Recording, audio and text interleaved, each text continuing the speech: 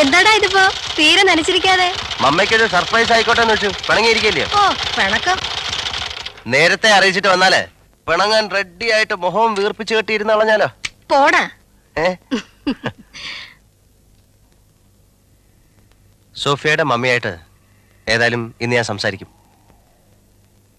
പിന്നെ എന്റെ മമ്മയാണ്. റീത്താമാവിക്ക് ഞങ്ങളെ ആരെയും കണ്ടൂടാ. ഹേയ്, അങ്ങനൊന്നുമില്ല. അതൊരു ജനറൽ മൂഡ് എന്നല്ലാതെ സോഫിയോട് പ്രത്യേകിച്ച് മമ്മയ്ക്ക് വിരോധമൊന്നുമില്ല. എന്തോ എന്തെങ്കിലും വിരോധം ഉണ്ടെങ്കിൽ തന്നെ അത് ഞാൻ പറഞ്ഞു മാറ്റിയെടുത്തോളാം.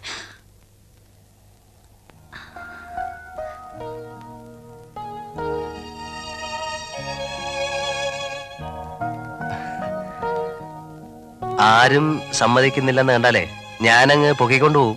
പൊക്കിക്കൊണ്ടുപോവോ? ആ. എങ്ങനെ? ഒരു പാതിരേക്ക് മുറ്റത്ത് ബൈക്ക് കൊണ്ട് നിർത്തി ഹോൺ അടിക്കും. ഇറങ്ങി വരണം. ആദ്യത്തെ ഹോൺ ഇറങ്ങി വന്നോണം. വന്നില്ലേ ഒരു ഹോൺ അടിക്കും. അതിനും വന്നില്ലേ? അതിനും വന്നില്ലേ നേരെ വന്ന് വാതിൽ ചവിട്ടി പൊളിച്ചങ്ങ് കയറും. എന്നിട്ട് പൊക്കി എടുത്ത് ബൈക്കേ വെച്ചങ്ങ് വിടും. അത്ര തന്നെ. അങ്ങനെയാണെങ്കിൽ കൊണ്ടുവരേണ്ടത് ബൈക്കല്ല, ആ ടാങ്കർ ലോറിയാ. അതിൽ നമ്മൾ രണ്ടുപേരും കൂടെ പോണതായിട്ട് എപ്പോഴും ഞാൻ സ്വപ്നം കാണും.